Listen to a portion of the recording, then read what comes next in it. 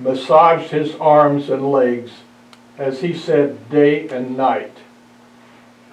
For 2 years, he was incapacitated.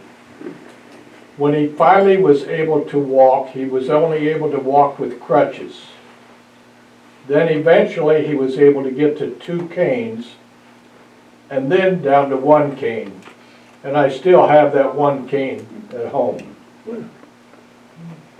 And I said, Dad, did you go back into the service when they gave you that discharge? He said, absolutely not.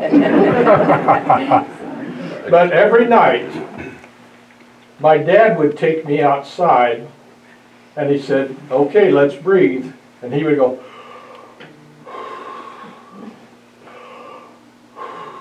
he said, you exercise your lungs, and that's one of the things you need to do every night. Now, why he picked night, I don't know. That's what he had me do. Thing in life, though. Yeah. What? Oh, his hair. He lost every hair on his body. His hair was totally gone. When it finally came back, he had a huge amount of hair, except for the top. You know, what you're saying, though, you appreciate air. You know, we appreciate things when we don't have them. We take them for granted when we have them. So he didn't have air at one time, so he appreciated that air. And at night he went out and just appreciated it. My wife's uncle was Father Bosnagel, and he was stationed at St. Agnes and I think St. Mary's Church in Evansville in 1918. He got the flu, and he didn't think he was coming back. And we have some written statements on him about that time, and they didn't think he was going to make it, and finally he did make it. I think he just isolated a little bit more, but he did come back. I talked to Mrs. Haynes. She's born in 1908, and so I asked her what happened during that time, and she would tell me she was from Henderson, and she said we would go to the house next door, and the house next door, everybody's dead. She'd say the doctors had masks on, they had gowns on. She said, you didn't know who had it and who didn't, but you think of, you know, a third of the population with that virus, and she said you'd walk in and the whole house could be dead. And you know, you just know how fortunate we are in this great society we live in. There's a farmer who lived up here on Bristol Road, and there was 5, I don't know whether it was 5 kids or just 5 in their family, but that whole family died. He said up on the road here in Newburgh that somebody died, all 5 in the family. The virus is a lethal virus. You look at these young kids; they're healthy as horses, and they were coming in, and they coughed up blood, and they died the next day. So if you got the lethal strain, and according to some researchers, you know, like when it happened in March and April, that was the first wave, and you were in the trenches. If you're in the trenches in France, you just stayed in the trenches if you weren't sick. If you were sick, you went back. So you went back to hospital somewhere else, and you had a more lethal strain. You had a tougher strain probably, and then you spread it to other people. And so by the fall time with the second wave where it killed everybody, that strain that evolved, or the tougher strain, was very difficult on people. And here's a whole family of 5 that died. Yes, ma'am. It seems to me like a lot of the problem was that the soldiers were sent home or were coming home and were spreading it, right?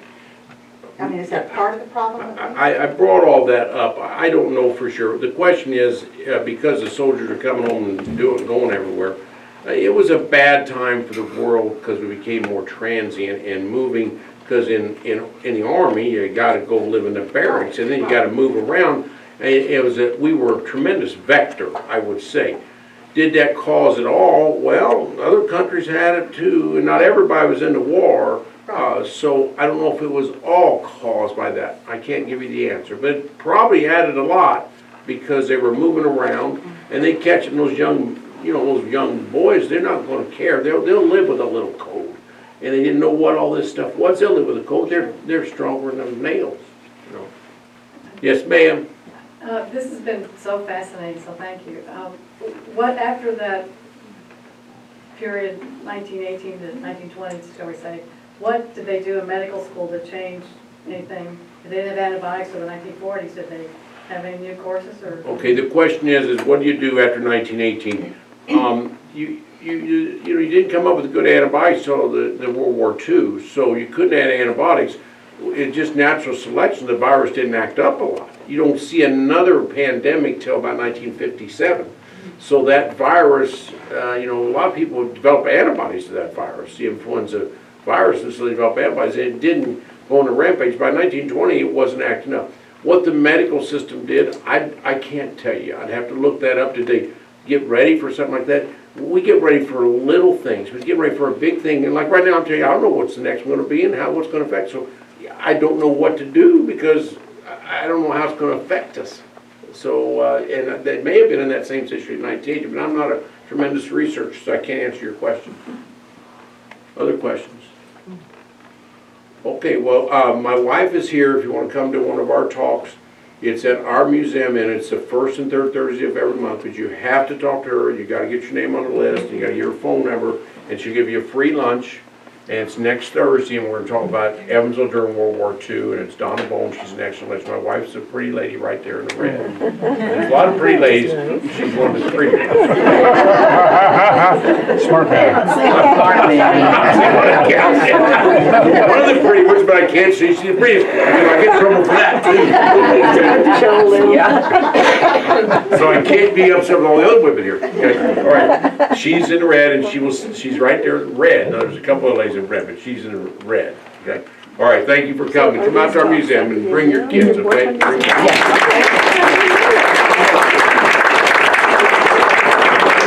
Mark, why don't you just say a few words about the Lunch and Learn, because give it the time. My wife, it's the first and third Thursday of every month, and we have excellent speakers. We have first and third Thursday every month, okay? And it starts at 11, it goes to 1. It's at the museum. You just have to sign up because we got to order the lunches.